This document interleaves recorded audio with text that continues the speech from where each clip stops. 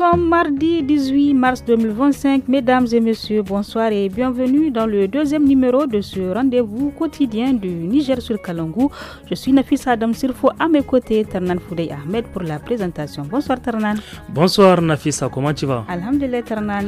Un petit coucou à toute l'équipe technique et rédactionnelle de cette émission. De l'autre côté de la vitre du studio Soumana Amadou, nous avons Issa Lawali à la technique et Moussa Hassan va assurer l'édition de cette émission ce soir. On a quoi au menu ce soir, Nafisa? Ternan, aujourd'hui, actualité oblige, il y a la rubrique Ramadan du loti proposé par le studio Kalangou et la page sport. Oui, la partie entretien de ce soir parle de la fête traditionnelle des bouchers des Anders communément appelée Hawankoho ou la Toromachi qui a eu lieu chaque année à la veille de la fête de Ramadan.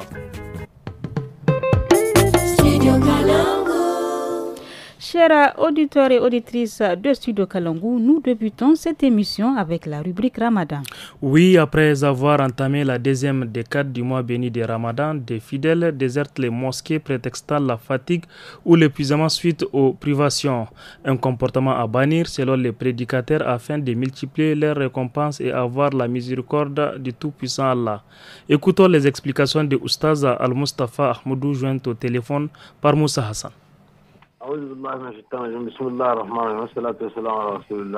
D'abord, le Ramadan par essence, c'est un mois de prière, c'est un mois du Coran, c'est un mois vraiment de solidarité, de retrouvailles. Donc, tout ce qu'on devrait faire, de préférence, ça doit être en groupe. Donc, les mosquées, c'est des endroits, c'est des édifices les plus appropriés pour que les gens se retrouvent, les gens vraiment adorent Allah dans le bon sens et que tout désistement diminue les valeurs ajoutées et un fidèle ou un jeûneur devrait avoir. Donc, les mosquées devraient être fréquentées du premier jour jusqu'à la fin. Donc, justement, on constate au deuxième décade des choses, donc les gens manifestent une certaine faiblesse et ils désertent même les mosquées pour des prières obligatoires, telles que Isha et autres. Donc, ça, c'est pas bon et que ça diminue vraiment la valeur ajoutée d'un jeûneur. C'est-à-dire, dans sa balance, on diminue beaucoup de valeur. Si, par exemple, la prière en collectif, c'est à 27 récompenses, ça peut diminuer. Allah wa Rasoul Alam, combien de points on va te diminuer, c'est Allah qui connaît, mais c'est que ça va prendre un coup. Donc voilà ce qu'il faut comprendre. On ne blague pas avec la prière dans le mois de Ramadan.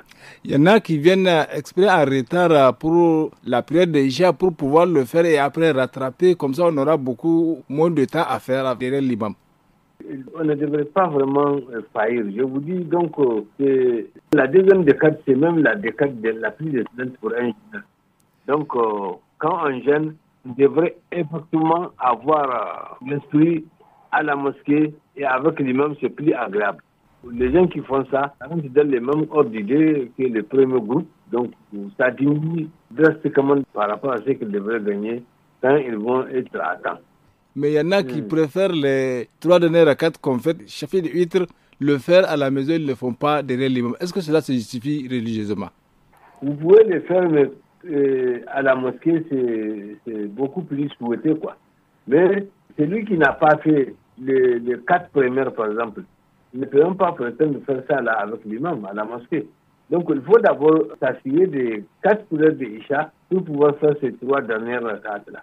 Les 3 dernières rakats, elles sont déjà là avant même les Ramadan, parce que c'est ça qu'on appelle chiffre route, c'est-à-dire c'est les 3 dernières prières de nuit, et ce sont des prières surrogatoires, ce ne sont pas obligatoires.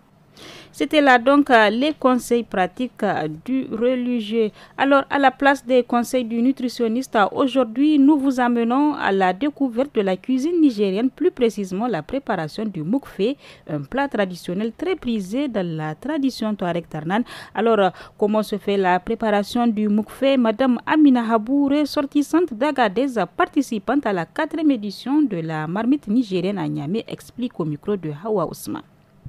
mafe tafuwa ce ta buzaye da alkama ake yin ta. Alkama ka fidda mata duwatsu ka gyara ta da kyau ba a sirfa. Haka nan zaka kai ta mashin a nika ta ka dauko tamen gari ka dauko darirka ka tankade ta ka sa saki daban ka sa gari daban. Sa'annan ka dauko tukuyar ka fura wuta ka azana mu sai sun dafu da kyau suna fita kashi sai ka fidda su ka bar romon na sai ka kara dan ruwa cikin shi. To a cikin shi ne zaka zuba wannan sakin kana tukawa kamar kana tuka tuwon lapshi haka ake yin shi kana tukawa kana sa naman nan ba a sa albasa da nama ne zallan su kadai ake sawa ba a sa komi kana tukawa da kadan in saki ya ida ka dauko garin nan shi ma kana sa nama kana tukawa kana sa gari inna kuma akwai man shanu kana tukawa kana sa man shanu kana sa kuma alkemu hadda alkemu ake sawa a ciki. Shi kuma me alkemu wani yaji ne komi na alkama ana sawa cikin abincin alkama duk ana sawa shi wani yaji ne da shike wannan daban ne dama mu da muka san shi buzaye nama kawai ake sama duk abin da ya shafi alkama da nama duka cikin shi ne ake sa. Kamar gyara nama yake hidda mai kazini koko? Kwarai ko gyara nama yake yi in ka sa cikin nama sai ka ga naman nan si dadi da kyau fidda kazini da fuwa mai kyau dai mu buzaye ba mu sa yaji su tafarnuwa su menene ba mu sawa nama zallan su muke dafa su amma ba za ka shin kazini ba. Yanzu an ka tuka an kai ana sa gari ana tukawa to sai kaka kuma ana sa gari ana ta tukawa man nan na shanu kana zubawa a ciki kana ta tukawa har ka ida in ka ida sai ka like ya jimawa yana ta dafuwa shikenan a sabke. To shi wanga mukfe don lokacin aka yin shi wannan abincin in kana da baki ma kana iya yin shi kuma ga sallah ma kana iya yin shi lokacin da kake so kana marmarin shi dai kana yin shi bai son nama kadan mai amma kuma ba a yin shi in ba sai ka ajiye man shanu ba da wannan yajin da yake ce miki alkemu in babu alkemu ina da man shanu ba kai mafe ba nama ka dai ba su gyaran shi kadai. Vous avez des questions pour l'équipe de la rédaction de Studio Kalangu? La rédaction vous répond. Posez toutes vos questions sur le travail des journalistes de Kalangu. Sur une actualité diffusée sur Kalangu, n'hésitez pas à laisser vos questions en français, en Hausa, en Fulfulde, en Tamashek et en Zarma sur notre numéro WhatsApp qui est le 80 06 88 54. Studio Kalangu au rythme du Niger. Tarnan, nous entamons à présent la première partie de l'entretien qui nous parle de Hawankaho. Oui, c'est une fête traditionnelle des bouchers des Anders communément appelée Hawankaho ou la Toromachi. C'est ça, Nafissa? Effectivement. Allez, chaque année, à la veille de la fête des Ramadan, une fête traditionnelle qui vise d'abord à honorer les sultans et exhiber les talents mystiques des bouchers. Dans cet entretien, le chef des bouchers des Anders, Ousseini Saleh Salah, explique l'origine du Hawankaho, sa signification et bien d'autres questions y afférentes. On écoute. Ni ne Usaini Sadi Sali sarkin huwa na da'irar da magaram. To menene tarihin wannan wasa da ake ce ma hawan kaho ina ya samu asali? To lalle mu ma mun iso waye da kakanni ana yi. Mai tarihin shi mu anan da magaram tun zamanin sarki Tanimu. Shekara 1856 tun zamanin sarki Tanimu wanda sarkin huwa da aka fara asalin shi mutumin Daura ne shine ake ce ma Charidi. To daga wani lokaci aka fara hawan kaho anan da magaram. Kuma har yau gashi muka zo muka isko kakanninmu da uwayenmu suna yi kuma har ta zo gare mu. Muna cewa asalin hawan kaho tun da binciken mu da tattauye na tarihi da muka duba asalin hawan kaho ya faru daga kasashen Byzantine daga ne gangaro shigo har cikin kasashen mu na Africa. Kun shi ganin da muka samu hawan kaho ya zo nan shahar da magaran tun zamanin sarki ta nema. To kaman yaya ne kuke yin shi kuma wani irin shirye-shirye kuke kafin babbar ranar?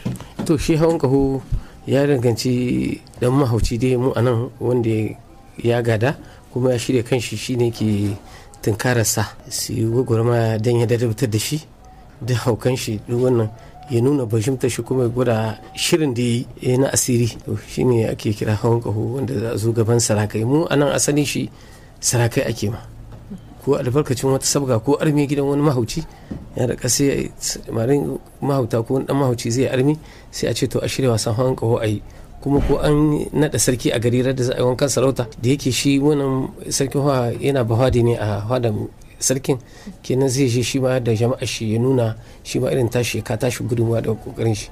To mu anan mun isko shi ko muna yin shi ne jajibirkin sallar azumi kenan ranar ne ake kenan anan dai da shekara 100 dai a da magaran daga an yi sabka ta garin mala dama an yi sallar azhar an sani lokacin nan ɗiyan mahuta za su fita su gwada wasannin su a zo kofar sarki amma sarki hawan kaho shi kuma shirye-shirye hawan kaho da ake yin shi lalle kowa yana da irin tamun shi. akwai itatuwa da ake kowa sayoyi ko sassaƙe ko ganyayyakin itatuwa a zo a tsima masu cikin korai da kawarori ana sha ana wanka a daka a sha da nono a yi wanka kuma ana tumka kiri ko wani laya wani karhu wanda dai zai kare ka ko kaho bai huda ka ko tsinin kaho ko wani kau dabara ko ta zaburo ka haɗu wanda in sa in ya zaburo in ya zo gaban ka ya durkushe duka babu irin abin da ba a gwada asiri babu wannan mutum ya danganta da irin shirin da ya yi.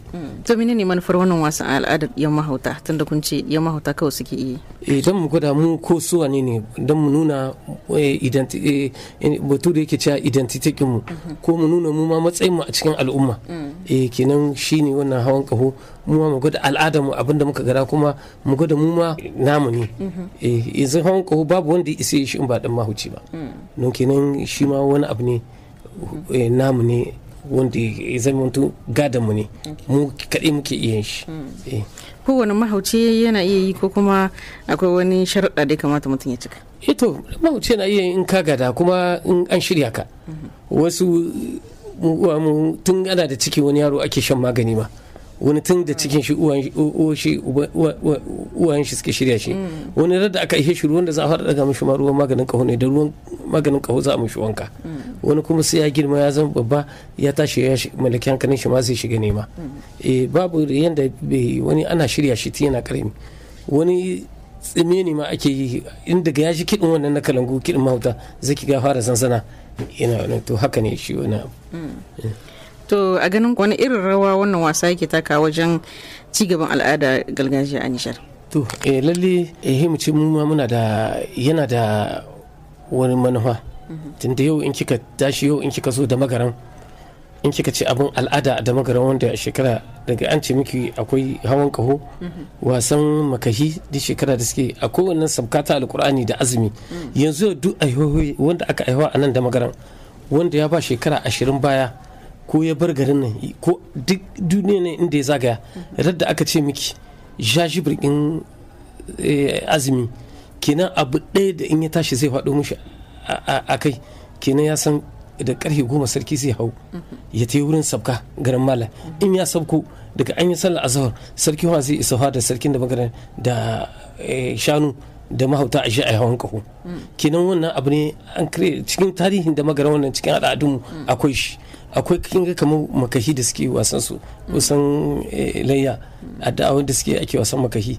kenan wani abu ne na al'ada wanda jifiga reshiyon inda magaranta na shi a Niger daga Musa Maradi saurakin sarakama da kika basi wasu basu da capacity in tsara shi ne kuma wani suna hawa don su samu kuɗi amma ba su rike ba gargajiyar su rike tarihin su. 4 minutes.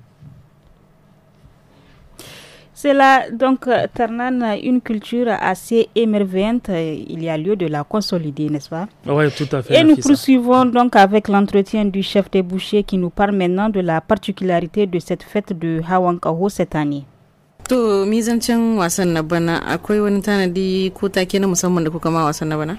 To lalle san shekara tana gadan shekara tana zawa kuma bata gadan shekara ko nan shekara akwai sauyi to yan shekarun ba duka muna dan samun sauyi kin ga kamar duk shekarun ba da suka wuce shekara 2 zuwa 3 akwai mai nawa nan hada mai martaba diyan hada sarki mai nawa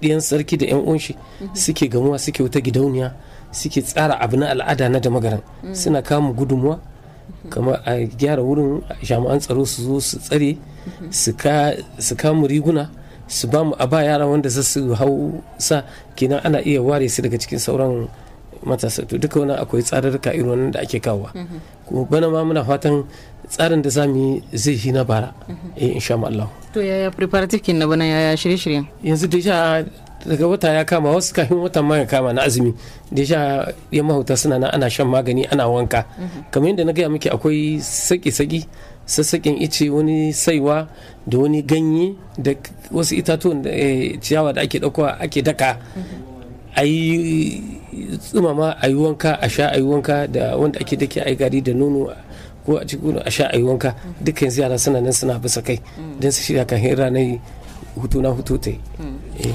To tun da kuka fara wannan wasan akwai wani matsala da kuke fuskanta?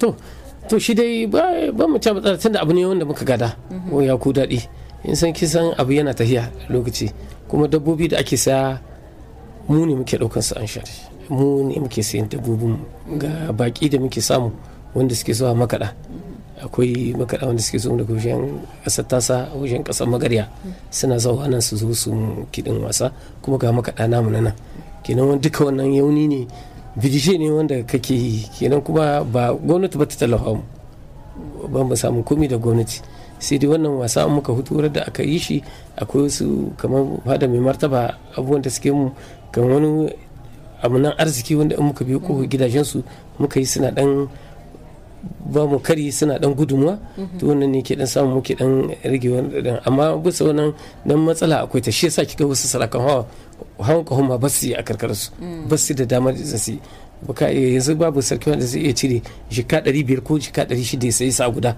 dan ayi wasa da shi to kin gani yanzu dabba ce take ta yashi to dabba neman ta sai an nemi mai wada sa na kirki wanda ya kai sa yana samun na jika 500-600 tukun a sai a yi wasan hawan kaho da shi muku nan muna sayin dabba biyu muna kashe fili 2 miliyan banda bakin da za su zo mu sabke su mu ba su abinci in sun tashi musu shatar ta arziki mu ba su riguna da kuɗin mota wanda zai mai da su gidajensu to kin ga shi ne shi kuma abu ne wanda muka isko uwayenmu da kakanninmu da amanan arziki wanda suke tare a gari suke kama musu ake yi ko mu muka ci gaba da yi ko muna nan muna yi ko mu abokan arzikinmu suna kama mu sha Allah muna ma al'umma godiya vraiment wani abu mutane suna san shi kamar mu amma muna so gwamnati ta shigo cikin abin ta kama mu kamar yadda ake kama ma wasu salloli in lokaci ya yi mu a ce minister de la culture ta hudda ta yi bidije da so ɗaya ne a shekara mu ma a ce ko da wata il subvention ce mun ce ba dauki sharhi in abu ko da wata il subvention ce abu ne na al'ada an sani kuma yau ana alfahari da shi ko ba ko ya zo in aka zo aka ce mu gwada wani al'adun a damagaran yana daga cikin abin da samu hutu mu gwada. To kuna da wani kira daga ƙarshe? Kiran da zan yi muna fatan al'umma mun tashi suna hutawa kuma muna dan daga gidan sarki muka hutu muna shigowa cikin gari gidan lawannan sarki ko sarakan gargajiya mu natso gidajensu da amunan arziki yan uwa wanda muka isko uwaye da kakanni ana yi ba mu yadda su ba muna ratsowa cikin gari kenan wanda bai samu dama bai je can kenan na damar ya gani a cikin gari to muna fatan kuma yara a kiyaye wanda ya san bai shirya ba dan kakkaga yaro ya baka san irin shirin da ya zo kama sa yawon ya layya ka je ka sha wata ilimin ka ci irin kwayar ka tramon ka zo ka ce ka ni hisa ya maka lahani ko mu ne wannan yaunin yara ta auren mu muke ɗaukar ɗaune maganin wa'in mutane muna fatan da Allah da muna roƙon al'umma a hutu a yi kallo daga nesa amma wanda ba gadan shi bane bai shirya ba da Allah kai zo ya tarbisa mu shine muke roƙo tsaya shi ma ya kallo yanda ƴan uwa suka yi kallo. Auditeurs et auditrices du Studio Kalangu, à partir de ce lundi 3 mars 2025, le programme de Studio Kalangu passera à 1 heure de diffusion de 17h à 18h. 1 heure de contenu riche et varié, 1 heure pendant laquelle vous aurez l'émission Le Niger sur Kalangu, des informations en 5 langues, un magazine hebdomadaire, un forum hebdomadaire, l'émission des jeunes tous à la fada les dimanches et un documentaire radio mensuel les samedis. Studio Kalangu au rythme du Niger. Pour ceux ou celles qui viennent de nous prendre en cours, vous écoutez l'émission Le Niger sur Kalangu. Tarnan, à présent, la rubrique santé. Oui, Nafissa, la rubrique est en lien avec la hausse des températures ces derniers jours. Face à la situation, les services de santé du département de Birnin-Konni dans la région de Tawa ont lancé une campagne de sensibilisation pour prévenir la rougeole. Effectivement, c'est une maladie particulièrement sensible à la chaleur et qui touche les enfants de moins de 5 ans. Omar Cheibou, responsable du centre de santé intégré de Massalata, explique au micro de notre correspondant Asman Moussarzika. To kasan shi wannan yanayi sai in ce maka ana zahi kuma can da dare sai sanyi shi dan shigo. Kenan irin wannan yanayi ya kamata a kiyaye dan lokaci ne wanda mahi yawancin yara 'yan ƙasa ga shekara 5 suke kamuwa da cutar dussa. Sannan bayan shi akwai cutar ɗan sankarau. Kasan ita ma ya kamata a kiyaye dan ga zahi ne take illa sosai. To yanayi na akwai zahi wani lokaci wasu suna iya kwanta a waje tunda kun ga akwai sanyi. Ya aka kwanta a waje aka ji zahi kuma sai a shiga cikin ɗaki kenan kun ga yaro ya samu juya lokaci guda biyu a lokaci guda.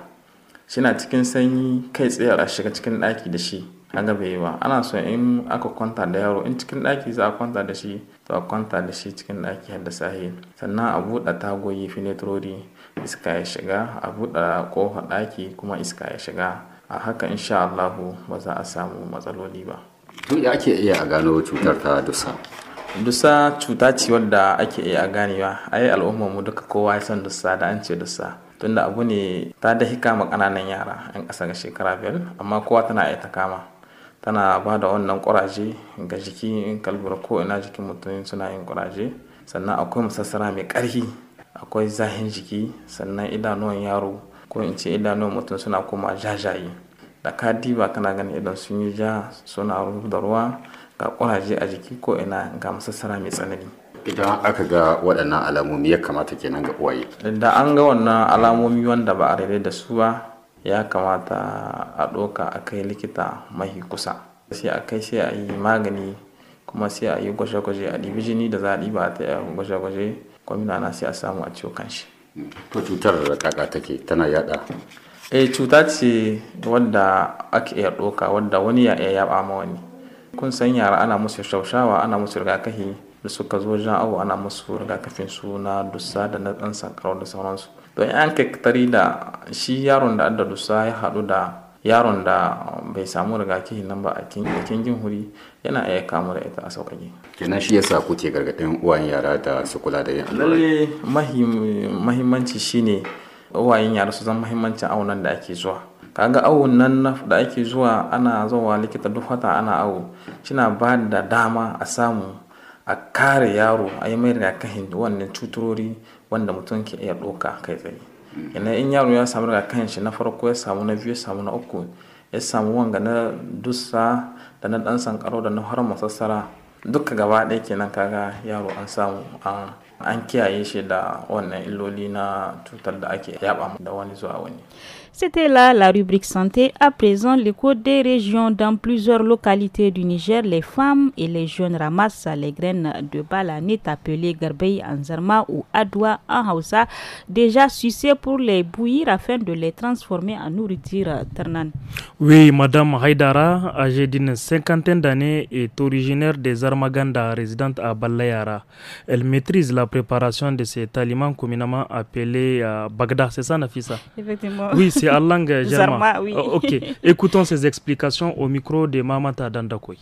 Il faut seno igine Bagda. Bagda wo garbaizo kan balo gwara an seno igine Bagda. Mangano igdu Bagda di. Borgwa kumno no garbai nyanga chire. Almane kalaira uno borgo Bagda. Nigi hingi ci irse Bagda wo matniga kada. Dubor na kumna almanai kalaira darbai cire ngai no nige kumna kalnima mar kalam ba da ba tam din no niga sola da ba gumu mukaga bakan da harra nima nyum kalam bori akten se girbi fo girbi hinka harora gonse tabori nga zibo kanko banda dinga kulku fatta bore nga da humburag dassa nima nyum kalam bori tamodi nga mukanin na kuso da kai ta zarga gog zarga kal har wadin da man banen ma har wadin mu ni me gidan har tage a fonigti se har gu har iddu halagu ko gini za a nini nig ma nu bumbo seno nig ma hawo gu fat nig ma hawo ka dana sambu ni nig da nini balo gu kware te dai no ni ma doru ni ma gisi mai keke har ta fo madan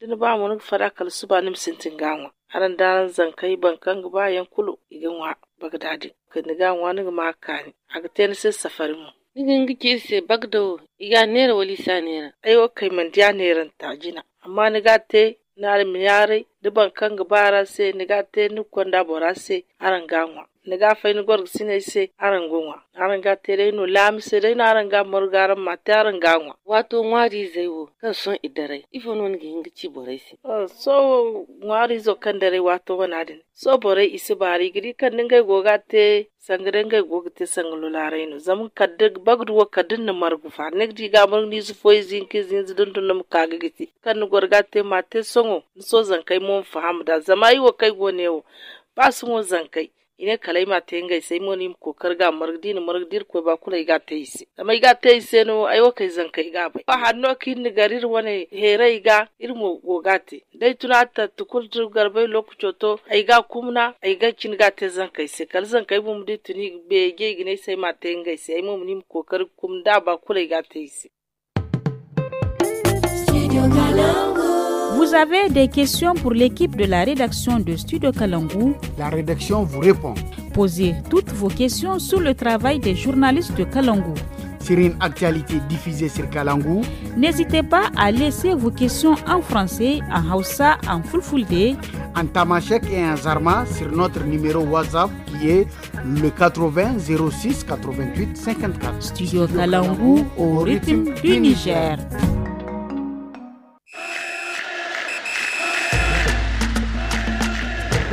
Chers auditeurs, si vous venez de nous rejoindre, vous êtes à l'écoute de l'émission Les Niger sur Kalangu. À présent, place au sport avec notre chroniqueuse Salamat Kadri. Bonjour Sali. Bonjour Sakis, bonjour Nafi. Bonjour Salamatou. Quoi de neuf? Voilà, Tarnano, aujourd'hui dans la page sport, nous partons à la découverte du Tonnerre Football Club, une équipe évoluant de la Ligue régionale de Niamey. Fondé le 14 mars 2013, le Tonnerre Football Club se distingue par ses différentes catégories, notamment les U15 et les U17. Selon l'actuel président Moubarak Jean Koudia, le club a connu une belle évolution avec 30 licences par semaine. On l'écoute. Avec l'équipe régionale, nous avons aussi joué il y a 3 ans la finale des éliminatoires de la Coupe nationale contre l'université. Une finale malheureusement qu'on a perdue 2-1. Continuons à apprendre de nos erreurs avec les différents encadreurs que nous avons. Et actuellement, nous sommes 4e du championnat régional dans notre poule. C'est la trêve, on attend, le championnat va reprendre après le Ramadan. Donc on va essayer de vraiment, tant bien que mal, avec les moyens de bord, arriver vraiment à notre objectif qui est de se qualifier pour le tour préliminaire. Les difficultés que nous rencontrons, vous n'êtes pas sans savoir que le football nigérien en général a des difficultés, mais surtout pour des équipes de ligue régionale comme les nôtres, les difficultés sont plus nombreuses. Les difficultés, je vais citer entre autres le manque d'infrastructures. Au Niger, nous manquons sévèrement d'infrastructures pour permettre aux jeunes de s'exprimer, de très bonnes infrastructures, le terrain par exemple pour jouer. Aujourd'hui, quand on demande à des jeunes de jouer, je pense que c'est la moindre des choses, avoir un terrain adéquat. Parce qu'il suffit pas de dire que ça c'est un terrain, mais est-ce que c'est un terrain vraiment qui pourra donner cette latitude aux jeunes d'exprimer leur talent sans crainte de blessures et autres. Parce qu'aujourd'hui, le premier ennemi, surtout d'un athlète, surtout d'un footballeur, c'est le terrain. Donc il nous faut vraiment assez de terrain pour que les jeunes puissent s'exprimer et tout. Actuellement, nous nous entraînons au sein de la francophonie dans une école. Vous voyez comment c'est pas facile en fait. De l'autre côté, il y a aussi les problèmes d'équipement. Aujourd'hui, nous nous entraînons sur des terrains latérites, bitumés et tout. Donc c'est vraiment les ballons se cassent très rapidement, les épines de gauche à droite. Donc il nous faut tout le temps acheter des ballons, tout le temps acheter des chaussures aussi. Voilà, chers auditeurs, c'était le président du Tonnerre Football Club. Il s'appelle Moubarak Jean Koudia. Voilà, merci beaucoup Sali. Pour nos auditeurs, nous vous rappelons que Tonnerre FC, c'est un club du quartier francophonie de Niamey. Nafisa. Alors, merci pour toutes ces précisions. L'émission tire presque à sa fin. La rubrique Loti à présent de ce mardi 18 mars met l'accent sur le programme de télévision. En effet, ils sont nombreux les enfants qui sont accros à l'écran de télé. Bref, ils passent plusieurs heures devant l'écran et cela pourrait avoir une influence sur le bien-être et le développement intellectuel de l'enfant. Écoutons la discussion entre Fanta Chamsou et Rekia Arimi. matsukiji, matsukiji, matsukiji, matsukiji, matsukiji. Hey, matsukiji.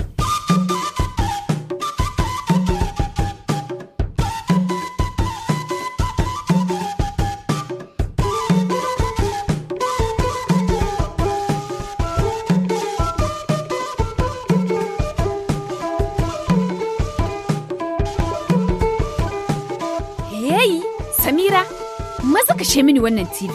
Maza, sahi da marece, rayuwarki gabar wannan na'uran yake. Dan Allah ya isa, kashe mini shi. Salamu alaikum. Ke mamu, me ke haruwa ne kike ta kwala ihu haka? Ana jin ki har kofa. Ai ko an sama kike wa magana ya isa haka. Kar ki ga laifi na Gora. Za su sa na mutu ban shirya ba. Kulli yaumin gaban tele. Wani bi ko cin abinci ba su yi, dubi ki ga yadda Samira ta rame kamar wata 'yar tamowa. A shagora, yaran yanzu ai dukka tahiya guda ta kwaso su, sun kafa tele kenan. Wallahi Gora, ko kina so ki aike su gun mai tebur, muddin bakin amshe tele command ba, ko kuma ki kashe telen nan, wallahi baki samun biyan bukata. To wallahi Gora ki kiyaye, saboda talabijin na da matukar illa ga lafiyar jiki, musamman kan ci gaban ƙananan yara. Kar ki faɗi Gora, kenan yana iya makabtar dawa da kuma kurmantawa? A'a ke ku ai ban kai nan ba. A cewar masana, talabijin na da mummunan tasiri ga ci gaban yara, musamman a yaran da ke da ƙasa da shekaru 3. Me nake shirin ji? Ƙwarai kuwa. Ba wannan kaɗai ba, ga yaran matasa yawan kallon TV yana iya jagorantar su zuwa ga tabi'ar rashin zaman jama'a. Wato, za su keɓe kansu, ba za su yi wasa da abokanansu ba, kuma ba za su yi hulɗa da iyayensu ba. Har da ma a cikin karatunsu, ba sa ajiye hankalinsu. Abin da ya fi damun su shine kawai kar su rasa shirye-shiryen TV wanda suka saba kallo. Wallahi wannan gaskiya ce Gora. Tun da ket Samira ta samu daidai makin da ya dace a jarabawarta ta farko. Ina cewa, ko menene dalili? Ke da kanki ne ke tura yarki ta kamu da son kallon tele. Ya kamata ki bata dama, ma'ana ta je ta yi wasa da yara abokananta. Kenan wannan babbar matsala ce Gora. Ni da nike tsammanin kallon talabijin zai ba su damar samun ilimi kuma su kasance a gaba a cikin sauran yara. So da yawa tana yi mini magana da kalmomi masu ƙarfi cikin Faransanci. Ke Gora, ni da kaina ban fahimtar abin da take faɗi. To ba kin gani da kanki ba. Don haka, ki hanzarin ɗaukan matakai. Wata ran ɗana Ismail yana kallon talabijin. Sai na zo na kashe, ya yi wani irin mugun hushi Gora ina gaya miki. Ya tada min wani rikici, da kyar kafin in samu in shawo kan shi. Wani kawunsa likitan ƙwaƙwalwa ne ya zo gidanmu, ya bani shawarwari masu kyau. A yanzu hankulan yaran sun daidaita. Suna wasansu a fili, har ma sun farfasa kayan jerena wajen bala'in tsalle-tsallensu da kun buga ƙwallon ƙafarsu. Sam sun daina makalan TV irin na dakin nan kullum. Gora, yaya kika yi? Ba ni bayani Gora. Haba, yanzu kika yi tambaya mai mahimmanci. Da ki bar su kullum gaban talabijin, kai suke sa su wasan motsa jiki wanda suke so. Wannan zai sa su samu bunƙasa mai kyau da lafiyar jiki. Kina da mafitan nan. Kika bar ni. Kullum nike ta ihu da tsalle-tsalle Gora, da na yi hawan jini ai. Wai ma, ita Samira ta saurare ni? Ai Gora sai kin jajirce. Babu kallon TV in mutum bai kai shekara 3 ba. Kuma ko mai shekaru 3, ke za ki ba da izinin kallon tashar da za a kalla da kuma lokacin da za a yi. Kai ya huce awa 2, kuma kamata yi a yi la'akari da shaidar hani wadda ake sawa. Kina kuma iya sa kod a tashoshin da ba ki son su kalla. Wanda ake rubutawa ƙasa da shekaru 10 da ƙasa da shekaru 12 kullum tambayar kaina nake wai menene wannan. Akwai magora ƙasa da shekaru 16 da kun ƙasa da shekaru 18 amma ba mu kai nan ba tukuna. Lokacin yana zuwa. To Gora, na gane Gora, kuma ya kamata in sa ido kan abubuwan da za su yi kan yanar gizo ko? Ƙwarai kuwa, ban ce ba Samira za ta yarda da hakan yanzu nan. Amma kar ki biye maki sisinarta ta 'yar lele. Kawa, wallahi kin ceci rayuwa. Daga yau zan ɗau mataki, ban ciki da ɗaya zamanto mini wawa sosoko.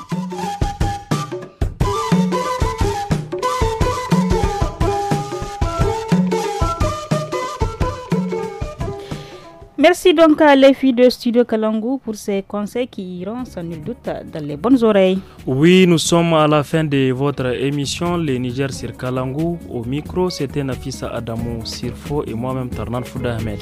La technique a été assurée par Issa Lawali et Moussa Hassan à l'édition. Très bonne rupture de jeûne à tous.